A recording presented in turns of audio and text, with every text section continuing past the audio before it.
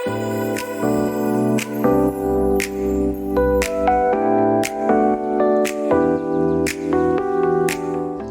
பொருட்கள், முக்கியமான பொருட்களை பற்றி நான் உங்களுக்கு சொல்ல போகிறேன். இது வந்து ஒயிட் பீச் மஷ்ரூம்ஸ். இதில் நாங்கள் இதுக்கு முன்னாடி கூட ஒரு ப்ரிப்ரேஷன் பண்ணியிருக்கோம்.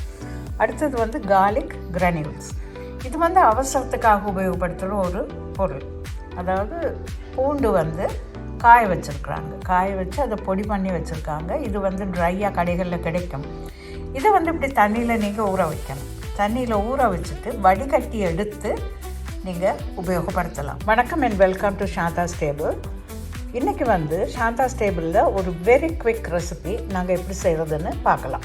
எங்களுக்கு வீட்டில் கொஞ்சம் சாதம் சமைச்சது மிஞ்சி இருந்துச்சுன்னா அதை வந்து எப்படி ஒரு சுவையான டிஷ்ஷாக மாற்றலான்றதை இன்றைக்கி பார்க்க போகிறோம். ஸோ இன்றைக்கி நான் செய்ய போகிறது ஒரு குவிக் ஃப்ரைட் ரைஸ். இதில் ஒரு 5 கப் ரைஸ் இருக்கும். அப்புறம் வந்து இது ஒயிட் பீச் மஷ்ரூம்ஸ் எடுத்துருக்கேன். பாருங்கள், ஒரு பேக்கெட் அப்படியே எடுத்துருக்கேன். இந்த கொஞ்சம் வெங்காயத்தாள், ஒரு கேப்சிகம், இது வந்து பச்சை மிளகாய், வெங்காயம் அண்ட் பூண்டு இருக்கும் வடிகட்டினதுக்கு அப்புறம். இதில் மீதமாக இருந்தால் நீங்கள் வந்து ஒரு கண்டெய்னரில் போட்டு அப்படியே ஃப்ரிட்ஜில். ஒரு 2 டேபிள் ஸ்பூன் எண்ணெய். வெங்காயத்தை பொரிய போடலாம்.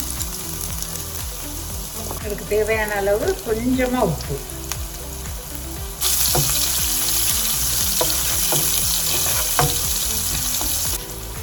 இந்த கார்லிக் பாருங்க, இந்த கிரானியூல், அது நல்ல வாசனை.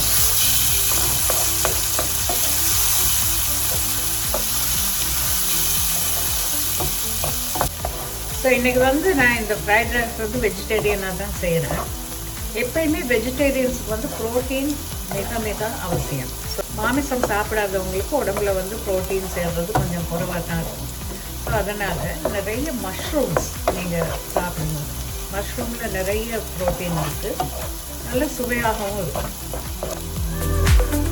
ஓகே, இது ஒரு அளவு புரிஞ்சு வர்றப்ப ஒயிட் பீச் மஷ்ரூம்ஸை இதில் போடணும்.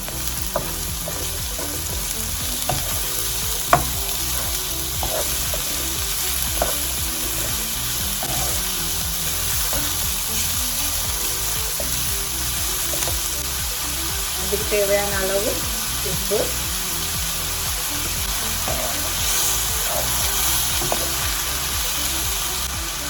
பச்சை மிளகாயும் இதில் சேர்த்துங்க.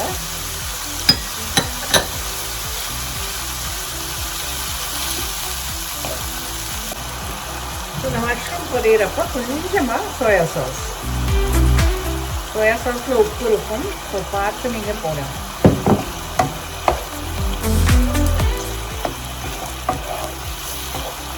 ஸோ மஷ்ரூம்ஸ் ஓரளவு பொரிஞ்சு வர்றப்ப கேப்சிகம்ஸை சேர்க்கணும்.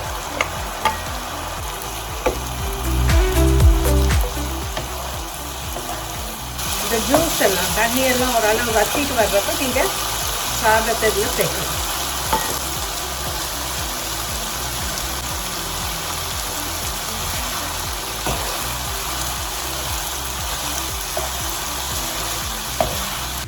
ஸோ இந்த ரைஸ் ப்ரிப்பரேஷனுக்கு உபயோகப்படுத்த போகிற சாஸ் வகைகள் தான் நீங்கள் இப்போ பார்க்குறீங்க.